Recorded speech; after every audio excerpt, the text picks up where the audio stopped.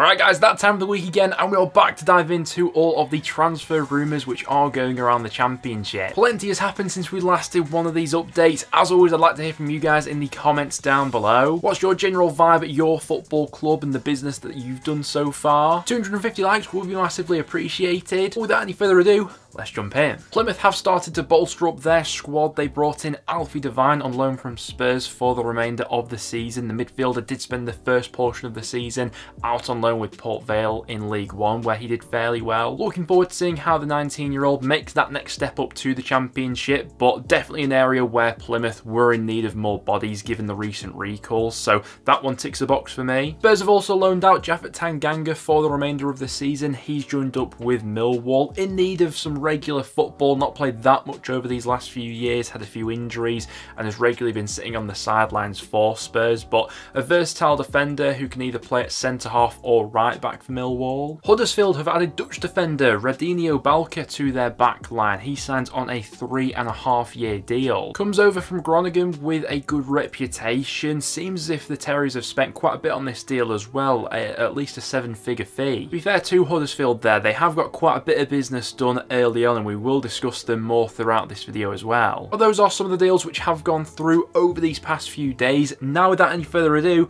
let's jump into the rumours. Leicester City have taken one step closer to getting a deal over the line for Inter Milan midfielder Stefano Sensi. Now we did touch on this rumour the other week when the news first broke, but it does seem as if Leicester have made some progress in this deal since that point. Enzo Maresca has already been asked about the player. He claims to be a big fan. It's currently being reported that the Foxes could pay around about €2 million to get this deal over the line, although that fee seemingly will be dependent on a few clauses relating to appearances and promotion to the Premier League. I think if he does come, Leicester will take their time in getting him up to speed. He's not played that much football so far this season, just 28 minutes in the Serie A for Inter up until this point. But Maresca is clearly a big fan, and it seems as if this is a deal which will feasibly be getting over the line sooner rather than later. Now, last time we spoke about Middlesbrough's interest in Amad Diallo, but the player himself has since denied these rumours, talking to a Sunderland account on Twitter, assuring that he won't be making that loan move over to Middlesbrough.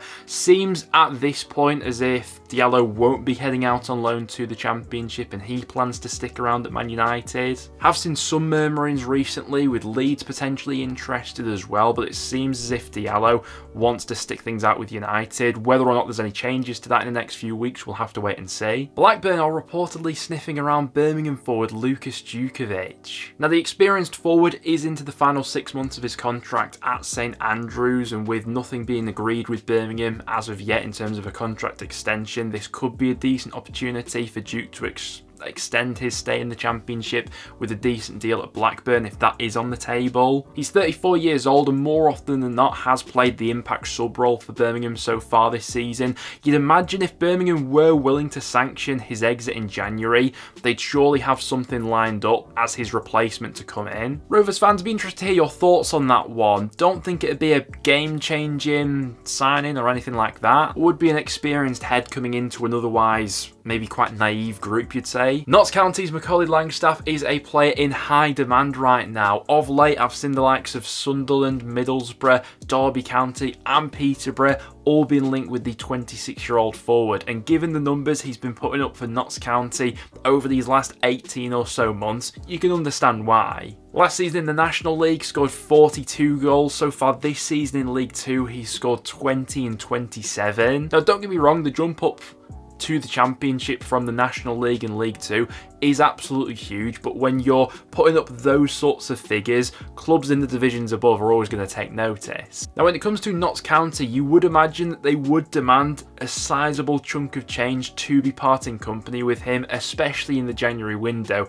He is under contract with them until the summer of 2027, having only recently extended that contract in the summer. But when Championship clubs come knocking, especially clubs that could afford a little bit in Middlesbrough and Sunderland, suddenly those conversations start to be a little bit more realistic. A natural finisher in the lower leagues, I'd love to see him in the Championship. It remains to be seen if an official offer will be made. A player that could could be leaving Middlesbrough is Morgan Rogers, as Aston Villa have made an official offer to sign the Borough playmaker. Now, he's really been coming into his own of late. I think that over these last few weeks especially, Middlesbrough fans have really seen the best of Rogers. He's got 6 goal contributions in his last 8 games for Borough. Very versatile player who can play all the way across the forward line. We saw that in his loan spell with Blackpool last season as well. He's 21 years old, and while I'm sure Borough fans won't want to lose him, it is a good opportunity to flip a quick profit on a player, having only signed him in the summer, of course. Now, as of recording, it's not totally clear what sort of numbers Aston Villa have come in with, but clearly they have a pull right now. They're absolutely flying under Unai Emery, and Emery himself has reportedly taken a shine to Rogers. Borough fans, what would it take for you to accept an offer from Villa? Another club who has an opportunity to flip a quick profit on a player is Watford, with Reece Healey currently being reported that Huddersfield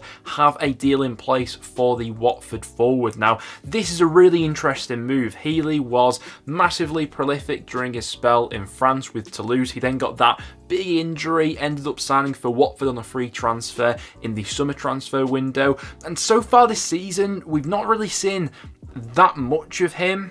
He's played 11 matches in the Championship, but only one of those games have been starts. He scored 2 goals and got an assist in that time, so the sample size of Championship matches is incredibly small. He has shown in the past that he does have a natural eye for goal, but with the sort of figures that have been discussed as of recording, currently being reported that this fee could be around about the 2 million mark, it does seem quite a bit for a player that moved on in the summer transfer window on a free transfer and is now 29 years old, and quite recently had a major injury layoff as well. With that being said, I do think he's an improvement on the options that Huddersfield have within their squad right now. Just a little bit cautious over what the money's saying for this deal. I think Watford could be getting a very good deal there if the figures are right for this one, having only signed him on a free transfer in the summer. Leeds United fans, I want to get your thoughts in the comments down below on Wilfred Ndidi, because he has been heavily linked with the move to West Ham United at this stage. Now, Ndodi's not been a regular starter under Farke in the Championship so far,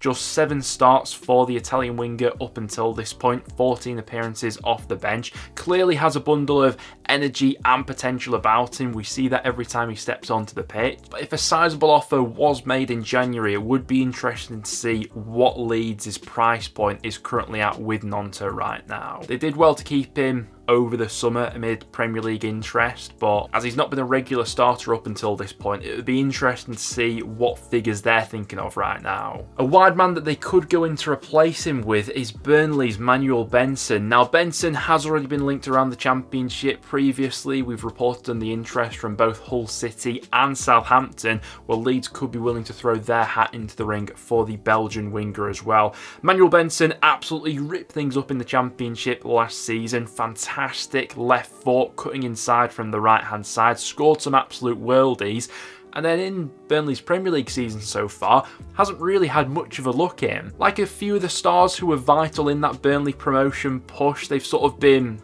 put to one side in the Premier League, which has seemed a little bit odd from the outside looking in. From a personal standpoint, I'd absolutely love to see him back in the Championship. I thought he was massively entertaining last season, and it remains to be seen if that sort of move in January would be sanctioned by Burnley. What does the future hold for Ryan Giles? Well, there's plenty of Championship interest right now, with the likes of Leeds, Hull and Cardiff all being linked with the Luton star. Now, Luton did spend a sizable chunk of money to get him to Kenilworth Road in the summer, and since that point, not had the ideal start in his new surroundings. He's only started in 5 Premier League matches so far this season. It really has been Alfie Doherty who's had that left wing back role nailed down. I think he's been one of Luton's best players actually in the Premier League so far this season, so Giles hasn't had that much of a look in. With that being said, Luton have got a lot of games coming up in this second half of the season, and would they be willing to sanction a loan deal for him at this stage? I'm not so sure. From purely a creative aspect, he was one of the best players in the Championship last season during his loan spell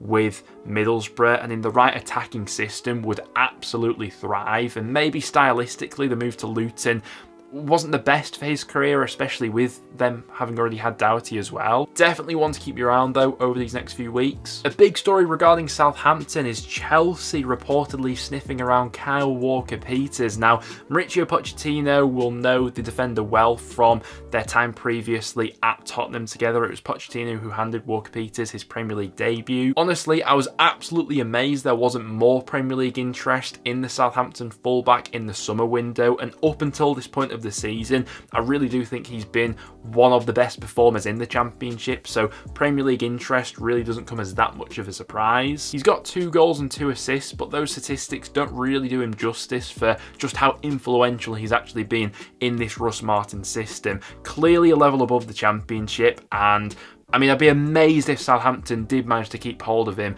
if they don't go up this season. I think he has to return to the Premier League next season in one way or another. Chelsea potentially looking to strengthen that right wing back role, right back role with the constant injuries to Reece James. It'll be interesting to see if we get a few more developments on that over these next few days. But guys, there we have it. That will now wrap it up for today's video. Thank you very much for tuning in. If you did go on to enjoy, make sure to leave a like. Plenty of big stories going around the Championship right now, and as always, I'm interested to get your thoughts on them down below. But apart from that, guys, thanks for watching, and I'll see you all in the next one.